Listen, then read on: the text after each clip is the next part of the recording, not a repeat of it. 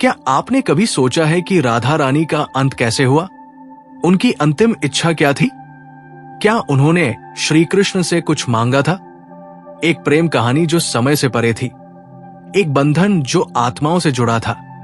आज हम जानेंगे राधा की मृत्यु का रहस्य और उनकी अंतिम इच्छा की अनसुनी कहानी। नमस्कार प्रिय दर्शकों, एक बार फिर आपका स्वागत है हमारे YouTube चैनल विद्या ज्ञान सागर में। प्रिय दर्शकों, आज हम एक नई कहानी, एक नया वीडियो लेकर आपके समक्ष उपस्थित हुए हैं। आज की जो कथा है वो अत्यंत ज्ञानवर्धक और प्रेरणादायक है। कथा आरंभ करने से पहले आपसे एक विनम्र निवेदन है। शास्त्रों में कहा गया है कि अधूरी छोड़ी गई कथा दुख और पाप का कारण बनती है, इसलिए इसे अंत तक अवश्य सुने। और अगर आप अपनी मां से सच्चा प्रेम करते हैं तो इस वीडियो को लाइक करें, हमारे चैनल को सब्सक्राइब करें और कमेंट में मां लिखकर अपना समर्थन दें। तो आइए बिना किसी विलंब के आरंभ करते हैं आज की प्रेरणादायक कथा। बरसाने की उस पुरानी पगडंडी पर जहां कभी राधा और कृष्ण बाल लीलाएं किया करते थे, आज भी एक गूंज बाकी है हंसी की, बांसुरी की और उस विरह की जो युगों से प्रेमियों को जीवित रखती है। पर इस कहानी की शुरुआत न वृंदावन से होती है, न बरसाने से। ये शुरुआत होती है एक सूने कुंज से, जहां वृद्धा राधा अपने अंतिम समय की प्रतीक्षा कर रही थी। राधा अब वृद्धा हो चुकी थी, तन झुक चुका था, पर मन अब भी उसी किशोरी राधा का था जो कभी कान्हा के लिए वन वन भटकी थी। उनके झुर्रियों वाले चेहरे पर जब कोई बांसुरी की धुन सुनता तो वो हल्की मुस्कान आज भी दिखाई देती थी, जैसे कोई भूला बिसरा सपना लौट आया हो।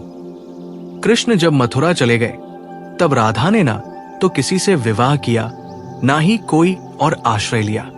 वो वृंदावन के एकांत कुंज में रहने लगी। हर दिन सूर्योदय के समय यमुना तट पर जाती, जल अर्पण करती और फिर लौटकर अपने कुटिया में कृष्ण की प्रतीक्षा करती, मानो उन्हें पूरा विश्वास हो कि एक दिन वो लौटकर जरूर आएंगे। गांव वाले राधा को साध्वी कहने लगे थे। किसी को नहीं पता था कि वो कौन है, कहां से आई है। बस एक बात सबको पता थी, ये महिला कृष्ण को अपना सर्वस्व मानती है। एक दिन राधा ने यमुना तट पर कुछ क्षण रुककर आसमान की ओर देखा। हवा थमी थमी सी थी। उनके हृदय में एक कंपी दौड़ गई, जैसे ब्रह्मांड ने उनके कानों में कोई रहस्य फूंका हो। उसी शाम उन्होंने अपने कुटिया के बाहर बैठकर तुलसी के पौधे को नमन किया और मुस्कुराकर कहा, अब समय आ गया है, पर मैं यूं नहीं जाऊंगी जब तक कान्हा मुझे स्वयं विदा न दे। राधा की ये इच्छा सबको अचंभित कर गई। मैं केवल उसी दिन देह त्यागूंगी जिस दिन श्री कृष्ण अपने वास्तविक स्वरूप में मेरे समक्ष प्रकट होंगे और मुझे मेरे नाम से पुकारेंगे राधे। ये सुनकर गांव के लोग स्तब्ध रह गए, पर कोई भी इस साध्वी की भक्ति पर संदेह नहीं कर सकता था।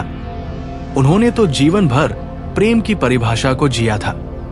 द्वारका में बैठा वो योगेश्वर, जिसकी झोली में समय और सहार दोनों थे, उसे भी अंतर्मन से कुछ खिंचाव सा महसूस हुआ।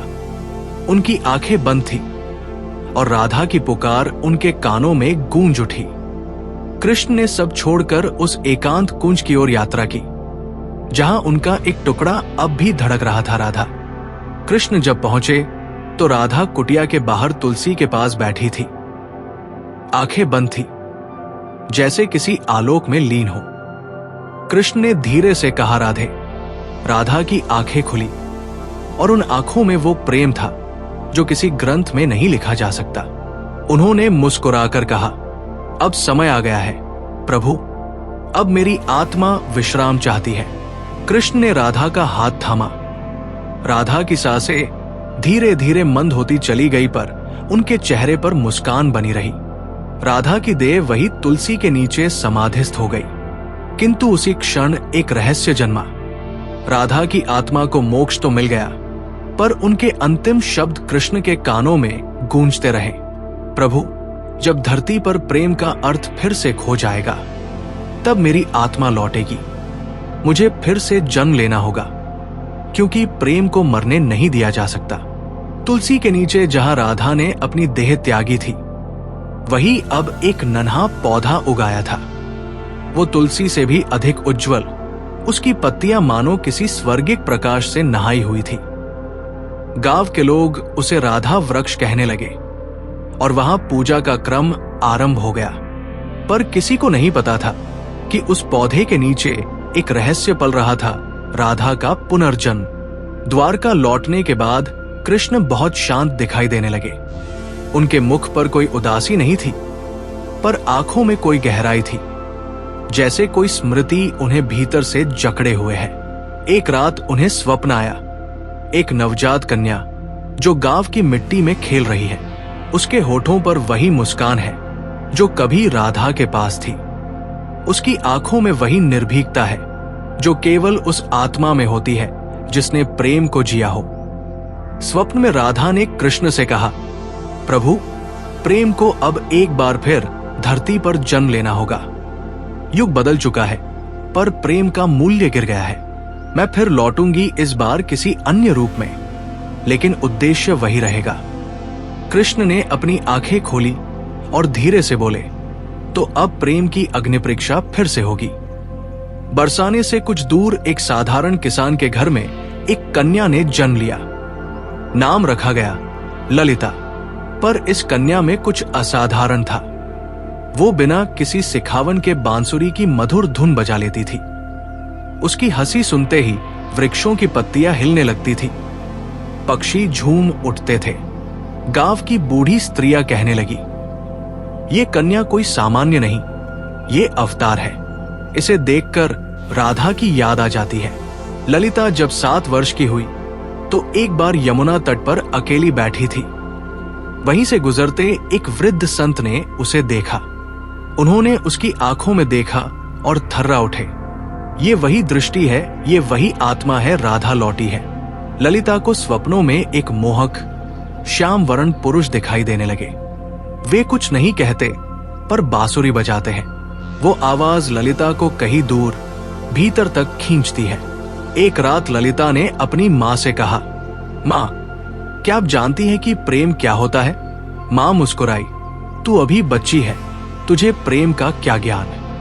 ललिता चुप हो गई, लेकिन उसकी आंखों में कोई पुरानी पीड़ा थी, जैसे वो पहले भी ये प्रश्न पूछ चुकी हो किसी और जीवन में। ललिता अब 13 की हो चली थी। एक दिन वो यमुना तट पर बैठी बांसुरी बजा रही थी कि अचानक उसकी बांसुरी से अलग धुन निकली, वही धुन जो राधा कभी कृष्ण के लिए बजाया करती थी। अचानक वहां की जमीन थोड़ी सी फटी। ललिता ने वहां खुदाई की तो मिट्टी के नीचे उसे एक पुरानी जटित मूर्ति मिली, एक स्त्री की, जिनके होठों पर मुस्कान थी और हाथों में बांसुरी। उसने वो मूर्ति उठाई और तभी एक दिव्य स्वर उसके कानों में गूंजा, राधे तुम लौट आई। ललिता स्तब्ध रह गई। कौन था ये? क्यों उसका नाम राधे पुकारा गया? उस दिन के बाद ललिता का व्यवहार बदलने लगा। वो गहराइयों में उतरती जा रही थी। वो जानना चाहती थी कि उसका जन्म क्यों हुआ है, क्यों उसे बचपन से ही प्रेम, विरह और कृष्ण जैसे नाम आकर्षित करते हैं। उसी दौरान एक तपस्वी संत हिमालय से चलकर बरसाने आए। उनका नाम था स्वामी विवेकानंद आनंद। उन्होंने ललिता के बारे में सुना और उसे देखकर मौन हो गए। वो बोले, युगों पहले मैंने राधा को देखा था और आज वही दृष्टि फिर सामने है। कन्या, तुम केवल इस युग की नहीं हो, तुम्हारा जन्म किसी उद्देश्य से हुआ है। ललिता ने पूछा, पर कौन सा उद्देश्य स्वामी? स्वामी जी ने आंखें बंद की और बोले, प्रेम अब केवल शब्द बन गया है, उसे फिर से जीवन बनाना है। बरसाने की गलियों में अब एक नई कथा जन्म ले रही थी, पर यह कथा नई होते हुए भी पुरानी थी। ललिता, जो राधा का पुनर्जन्म थी, अब किशोर अवस्था में प्रवेश कर चुकी थी। उसके मन में एक विचित्र बेचैनी थी। वो जानती नहीं थी कि ये व्याकुलता किसके लिए है, पर मन में कोई अज्ञात पुकार थी, एक गूंज जो समय की सीमाओं को लांघकर उसके हृदय में उतर रही थी। रातों को ललिता अक्सर यमुना किनारे अकेली बैठती और चांदनी में उस अज्ञात पुरुष की कल्पना करती, जिसकी झलक उसे स्वप्नों में दिखती थी। वो व्यक्ति कभी कुछ बोलता नहीं था, बस बांसुरी बजाता था। और जब वो बांसुरी की धुन समाप्त होती, ललिता की आंखें भर जाती। एक दिन उसने अपनी मां से पूछा, क्या प्रेम बिना कहे भी हो सकता है? मां ने मुस्कुराकर कहा, बिटिया, असली प्रेम कभी कहा नहीं जाता, वो बस जिया जाता है। पर ललिता के भीतर तो कुछ और ही चल रहा था। वो जानती थी कि उसका हृदय उस व्यक्ति के लिए धड़क रहा है जिससे वो कभी मिली ही नहीं। स्वामी जी ने एक दिन ललिता को अपने आश्रम बुलाया। उन्होंने आंखें मूंदी और कहा, राधा और राधा समय पास है। कृष्ण इस युग में आ चुके हैं, पर वे अब महलों में नहीं, एक साधु के वेश में हैं और तुम्हें उन्हें ढूंढना है। ललिता चौंकी। मैं कैसे पहचानूंगी उन्हें? स्वामी ने मुस्कुराकर कहा, जब तुम्हारे सम्मुख कोई पुरुष खड़ा हो और तुम्हारा अंतर्मन खुद ब खुद कह उठे यही है, वो तो समझना वही है। पर ध्यान रहे, इस बार परीक्षा और भी कठिन होगी। तुम्हारा प्रेम अब केवल व्यक्तिगत नहीं रहेगा। इस बार तुम्हें संसार को प्रेम का अर्थ सिखाना है। ललिता का हृदय धड़क उठा। क्या सच में वो व्यक्ति जिसके लिए उसके भीतर इतनी तड़प है, अब कहीं उसी धरती पर विचर रहा है? उधर द्वारका, जो अब महलों की नगरी नहीं रही, बल्कि साधु संतों का आश्रय स्थल बन चुकी थी। वहां एक नवयुवक साधु अनंतानंद लोगों को उपदेश देता था, पर कोई जानता नहीं था कि ये अनंतानंद वास्तव में कौन है। वो जब आंखें बंद करता तो उसकी बांसुरी से वही धुन निकलती जो राधा सुनती थी। वो जब प्रवचन देता तो प्रेम की ऐसी गहराई से बोलता कि लोग रो पड़ते। वो कहता, प्रेम केवल शरीर का नहीं, आत्मा का संबंध है। प्रेम त्याग है, समर्पण है और सबसे बड़ा सत्य है। पर भीतर से वो अनंतानंद भी अधूरा था। हर पूर्णिमा की रात वो किसी अज्ञात स्त्री की स्मृति में यमुना तट पर जाकर मौन होकर बैठ जाता। एक बार उसके एक शिष्य ने पूछा, गुरुदेव, आप वहां क्या खोजते हैं? वो मुस्कुराकर बोला, अपना अधूरा अतीत। अब ललिता को एक स्पष्ट संकेत मिला था। स्वामी विवेकानंद ने उसे एक दिशा दी थी, पूर्व दिशा की ओर जाना है। वहां एक साधु मिलेगा जो तुम्हारा सत्य है।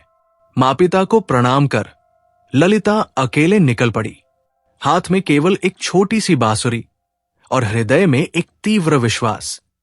वो गांव गांव घूमती रही, कहीं कथा सुनती, कहीं साधु से मिलती, पर किसी में वो दृष्टि नहीं थी जिसकी उसे तलाश थी। एक दिन एक वृद्धा ने उसे देखा और कहा, बिटिया, तेरे माथे पर राधा का तेज है, तू क्यों भटक रही है? ललिता ने कहा, मैं किसी को ढूंढ रही हूं, किसी को जो मेरे भीतर है पर बाहर नहीं मिल रहा। वृद्धा मुस्कुराई, बांसुरी बजा जो तेरे लिए बना है, वो आवाज पहचान लेगा। उस दिन ललिता ने एक ऊंची पहाड़ी पर चढ़कर पहली बार अपनी बांसुरी बजाई और ठीक उसी क्षण सैकड़ों मील दूर द्वारका में बैठे अनंतानंद की आंखों से आंसू बह निकले। ललिता अब तक 8 गांव पार कर चुकी थी। उसका तन थक चुका था, पर मन की जिजीविषा वैसी ही थी अडेग, अमर। हर गांव में वो बांसुरी बजाती, पर हर बार वही खालीपन, वही अधूरापन उसे घेरे रहता। लगता जैसे कोई छाया उसके आसपास है, पर पकड़ से बाहर। उसने अब बांध लिया था कि अगली पूर्णिमा को यदि वो व्यक्ति नहीं मिला तो वो यमुना में समाधि ले लेगी, क्योंकि उसका जीवन एक संकल्प है। राधा की आत्मा को अब अधूरा नहीं रहना चाहिए। उसी रात एक मंदिर में उसने अंतिम बार अपनी बांसुरी उठाई। धुन वैसी थी जो आत्मा को भीतर तक भिगो दे, और उसी क्षण बहुत दूर हिमालय की तलहटी में बैठे अनंतानंद की दृष्टि झुक गई। बांसुरी की वो तान जिसने वर्षों पहले उसके हृदय को स्पर्श किया था, फिर से उसके कानों में गूंजने लगी। ये धुन, ये तो वही है जो मैंने यमुना के किनारे सुनी थी जब मेरी आत्मा पहली बार कांपी थी। वो अब और रुका नहीं। उसी रात उसने हिमालय छोड़ दिया। ललिता को उस रात स्वप्न आया। राधा और कृष्ण एक बार फिर यमुना तट पर साथ बैठे थे। राधा ने पूछा, प्रभु, क्या इस बार भी मैं अधूरी रहूंगी? कृष्ण ने मुस्कुराकर कहा, नहीं राधे, इस बार संसार को तुम्हारे प्रेम की पूर्णता देखनी है। स्वप्न टूटा और ललिता का माथा पसीने से भीग गया। वो उठी, बांसुरी उठाई और फिर बजाई वो अंतिम बार। ललिता अब उस नगर पहुंची थी जहां अनंत आनंद पहुंचने वाला था, वृंदाधाम। ये कोई सामान्य स्थान नहीं था। कहते हैं यही कभी राधा ने अंतिम बार कृष्ण को देखा था और एक शिला को छूकर संकल्प लिया था कि जब तक प्रेम को पूर्णता न मिले वो लौटती रहेगी। उसी स्थान पर अब एक कथा हो रही थी और कथा वाचक कोई और नहीं, अनंत आनंद ही थे। ललिता दूर खड़ी थी। वो उस चेहरे को नहीं पहचानती थी, पर उसकी वाणी में कुछ ऐसा था कि उसकी आंखों से आंसू बहने लगे। अनंत आनंद ने उस दिन प्रेम की परिभाषा सुनाई। प्रेम वो नहीं जो सिर्फ साथ में जीता है, प्रेम वो है जो बिछुड़कर भी संपूर्ण होता है। इतना कहकर जब उसने लोगों की भीड़ में दृष्टि डाली, उसकी आंखें ललिता से टकराई। दोनों के भीतर कुछ कांपा जैसे आत्माएं एक क्षण के लिए सिहर गई। ललिता की बांसुरी गिर पड़ी। अनंत आनंद ने प्रवचन अधूरा छोड़ दिया और मंच से उतर आया। ललिता ने धीरे से पूछा, क्या आपको मेरी आवाज अब भी सुनाई देती है? अनंत आनंद ने उसकी आंखों में देखा और कहा, राधे, तुम आ गई। जिस क्षण आत्माएं एक हुई, उसी क्षण आकाश काले बादलों से भर गया। एक रहस्यमयी साधु कुरंगनाथ प्रकट हुआ, जो वर्षों से इस मिलन को रोकने का प्रयास कर रहा था। वो जानता था यदि राधा और कृष्ण इस युग में मिल गए तो प्रेम को धर्म से ऊपर स्थान मिल जाएगा और वो समाज की जड़ता को तोड़ डालेगा। कुरंगनाथ ने कहा, तुम्हारा प्रेम इस युग के नियमों के विरुद्ध है। ये समाज इसे न मानेगा, न सह पाएगा। अनंत आनंद ने उत्तर दिया, प्रेम समाज से नहीं, आत्मा से जन्मता है। कुरंगनाथ बोला, तो फिर तैयार रहो अंतिम परीक्षा के लिए। और उसने एक शर्त रखी, यदि तुम्हारा प्रेम सच्चा है तो अगली पूर्णिमा तक राधा बिना देखे, बिना सुने, केवल अपनी आत्मा से तुम्हें पहचान कर तुम्हारे पास आएगी। और यदि वो असफल हुई तो तुम दोनों फिर युगों तक बिछड़ जाओगे। अनंत आनंद मौन रह गया। ललिता ने सिर झुकाया, मैं स्वीकार करती हूं। पूर्णिमा की रात पास आ रही थी। कुरंगनाथ की शर्त ललिता के लिए केवल परीक्षा नहीं थी, ये उसकी आत्मा की पुकार थी, पिछले जन्मों की स्मृतियों की कसौटी थी। उसने अपने नेत्रों पर पट्टी बांध ली थी। उसने कसम खाई थी कि अब वो किसी को देखेगी नहीं जब तक उसकी आत्मा उसे उसका कृष्ण न दिखा दे। लोगों ने उसका मजाक उड़ाया। कुछ ने कहा, आजकल की कन्याओं को बस नाटक करने आते हैं, और कुछ ने चुपचाप प्रार्थना की, हे राधे, इस युग में फिर से प्रेम को जीत दिला देना। वही दूसरी ओर अनंत आनंद एक गुफा में व्रत पर बैठा था। न अन्न न जल, बस आंखें मूंदकर एक ही मंत्र जप रहा था, राधे राधे राधे। उसके शिष्य घबरा गए थे। किसी ने पूछा, गुरुदेव, आप प्राण क्यों त्याग रहे हैं? वो मुस्कुराया, मैं प्राण नहीं त्याग रहा, मैं प्रेम को पूर्ण कर रहा हूं। उसने सबको आदेश दिया कि जो भी ललिता को मिलने आए उसे कुछ न बताया जाए, न उसका चेहरा न स्थान। वो देखना चाहता था कि क्या राधा इस युग में बिना दृष्टि केवल आत्मा के स्पर्श से कृष्ण को पहचान पाएगी। ललिता अब यात्रा पर थी। आंखों पर पट्टी थी, पर हृदय खुला था। वो हर गांव में जाती, किसी साधु से पूछती, क्या आप अनंत आनंद हैं? बहुतों ने झूठ कहा, हां मैं ही हूं। पर ललिता का हृदय कांप जाता। उसे लग जाता कि ये वो नहीं है। एक बार वो एक ऐसे साधु के पास पहुंची जो बहुत तेजस्वी दिखता था। उसकी आवाज मधुर थी, चाल में गजब की गरिमा थी। उसने कहा, मैं ही अनंत आनंद हूं, राधे। ललिता कुछ पल को डगमगाई, लेकिन फिर कांपती आवाज में बोली, आपका स्वर तो मधुर है, पर आत्मा मौन है। आप वो नहीं है जिन्हें मेरी आत्मा जानती है। उस साधु का चेहरा बदल गया। वो कुरंगनाथ ही था जिसने स्वयं भ्रम फैलाने की ठानी थी। वो क्रोधित होकर बोला, अभी भी नहीं टूटी तू? किस प्रेम की बात करती है तू? ललिता बोली, जिस प्रेम ने युगों को जन्म दिया उस प्रेम की। और आप क्या जाने उस प्रेम को जो आत्मा से बहता है। कुरंगनाथ हारकर चला गया। अब ललिता अंतिम नगर में पहुंची थी। वहां से आगे कोई रास्ता नहीं था, बस एक गुफा थी जहां कोई साधु वर्षों से मौन व्रत में था। ललिता उस गुफा के द्वार पर पहुंची। उसने पहले अपने नेत्रों को छुआ पर पट्टी नहीं खोली। वो धीरे धीरे भीतर गई। वहां धूप की एक किरण साधु के चेहरे पर पड़ी थी। वो चुपचाप बैठा था। ललिता ने अपना हाथ उसके निकट ले जाकर रखा। उसने अपनी बांसुरी उस साधु के चरणों में रख दी। मैं जानती नहीं कि आप कौन हैं, मैं देख नहीं सकती, पर मेरी आत्मा कांप रही है। क्या आप ही मेरे वो हैं जिनके लिए मैं जन्मों जन्मों से भटक रही हूं? गुफा में मौन था। फिर साधु ने उसकी बांसुरी उठाई और पहली बार बजाई। वही धुन जो यमुना के किनारे बजी थी, वही जो राधा की अंतिम सांसों में थी। ललिता रो पड़ी। कृष्ण। साधु की आंखें खुली। वो अनंत आनंद था। उसकी आंखों में भी आंसू थे। राधे, इस बार तुमने अपनी आंखों से नहीं, अपने भीतर से मुझे पाया है। अब प्रेम पूर्ण है।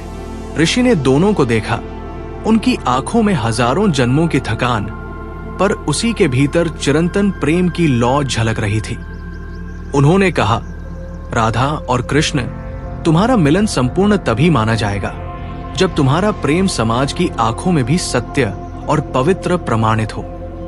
नहीं तो ये मिलन फिर उसी तरह छिपाया जाएगा जैसे युगों से होता आया है। ललिता धीरे से बोली, ऋषिवर, प्रेम को समाज की स्वीकृति की आवश्यकता कब से होने लगी? प्रेम तो स्वयं ही ईश्वर है। पर अनंत आनंद ने सिर झुकाया। राधे, ये युग अब भी उस सत्य से डरता है जो मुक्त करता है। प्रेम जब तक समाज में सम्मानित नहीं होगा, तब तक हजारों राधाएं छिप छिप कर जीती रहेंगी और कृष्ण अकेले समाधियों में बैठते रहेंगे। ऋषि बोले, इसलिए तुम्हें नगर के राजसभा में अपने प्रेम को स्वीकारना होगा। वहां राजा, पुजारियों, ब्राह्मणों और जनता के सामने ये बताना होगा कि एक साधु और एक ब्रह्मचारिणी प्रेम में बंद कर भी धर्म के मार्ग से विचलित नहीं हुए। अगले दिन वृंदाधाम की राजसभा में सैकड़ों लोग इकट्ठा हुए। राजा ने कहा, हमने सुना है कि एक साधु ने ब्रह्मचर्य तोड़ा है, ये अपवित्र है। अनंत आनंद ने मंच पर आकर उत्तर दिया, मैंने कुछ नहीं तोड़ा, मैंने केवल सत्य को अपनाया है। फिर उसने सबको वो बातें सुनाई जो उसने वर्षों में साधना से जानी थी। प्रेम कोई काम नहीं है, ये आत्मा का भाव है। जब राधा ने कृष्ण को प्रेम किया था, तब भी समाज यही कहता था कि ये अनुचित है। और जब उन्होंने जीवन भर एक दूसरे के बिना रहकर संसार के लिए त्याग किया, तब भी समाज चुप रहा। ललिता भी आगे बढ़ी। मैंने आंखों पर पट्टी बांधी थी ताकि कोई मुझे ये न कहे कि मैं रूप या बल पर मोहित हुई। मैंने उन्हें केवल आत्मा से पहचाना। एक वृद्ध ब्राह्मण उठ खड़ा हुआ, किंतु धर्म के शास्त्रों में यह नहीं लिखा कि कोई साधु प्रेम करे। राजा मौन था। सभी की निगाहें उसके उत्तर पर थी। राजा कुछ क्षण मौन रहा और फिर बोला, जब मैं छोटा था, मेरी मां मुझे कृष्ण और राधा की कथा सुनाया करती थी। मैं हर बार यही पूछता था, अगर राधा उनसे इतनी प्रेम करती थी तो वो विवाह क्यों न हुआ? मेरी मां चुप हो जाती थी। उसने आगे कहा, आज मैं समझ पाया, विवाह समाज का नियम है, पर प्रेम आत्मा का। मैं ये सभा भंग करता हूं और आज से राधा कृष्ण के प्रेम को इस युग में स्वीकार करता हूं। उसी क्षण आकाश में ध्वनि गूंजी, शंखनाद, वीणा की मधुर ध्वनि और पुष्पों की वर्षा। लोगों ने देखा सभा भवन के ऊपर कमल खिला और बीच में एक आलोक पुंज उतरा। वो ऋषि फिर प्रकट हुए। अब ये प्रेम पूर्ण है। अब राधा को जन्म दर जन्म भटकना नहीं होगा। अब ये कथा पूर्ण है। कुछ दिनों बाद अनंतानंद और ललिता ने यमुना तट पर एक छोटी सी कुटिया बनाई। वे दोनों वहां रहते थे बिना किसी बंधन के, बिना किसी नाम के। लोग उन्हें राधा कृष्ण कहते थे, लेकिन वे बस एक दूसरे को प्राण कहकर पुकारते। फिर एक दिन पूर्णिमा की रात ललिता ने बांसुरी बजाई। अनंतानंद उसकी गोद में सिर रखकर सो गया। धीरे धीरे उनके शरीर वहीं समाधि में लीन हो गए, जैसे प्रकृति ने भी उन्हें मिटाने से इनकार कर दिया हो। आज भी वृंदा धाम में यमुना के उस तट पर हर पूर्णिमा को एक अजीब सी धुन गूंजती है। लोग कहते हैं वो राधा की अंतिम इच्छा थी कि हमारा प्रेम मिटे नहीं, बना रहे जब तक प्रेम को लोग समझ न ले। और इस तरह प्रेम की वो कहानी जो अधूरी थी अब पूर्ण हो चुकी है। लेकिन याद रखना, राधा और कृष्ण कभी मिटते नहीं। वो बस एक आत्मा से दूसरी आत्मा में बहते रहते हैं। जहां प्रेम हो वहां राधा कृष्ण होते हैं, जहां प्रेम न हो वहां सब कुछ अधूरा होता है। प्रिय दर्शकों, इस प्रेरणादायक कथा के बारे में अपने विचार हमें कमेंट्स के माध्यम से जरूर बताएं। अगर यह आपको अच्छी लगी हो तो कृपया इसे लाइक करें और इसे अधिक से अधिक लोगों तक पहुंचाएं। साथ ही कमेंट बॉक्स में जय श्री कृष्णा लिखकर अपने श्रद्धा भाव प्रकट करें। इस वीडियो को पूरा देखने के लिए धन्यवाद। जय श्री राम।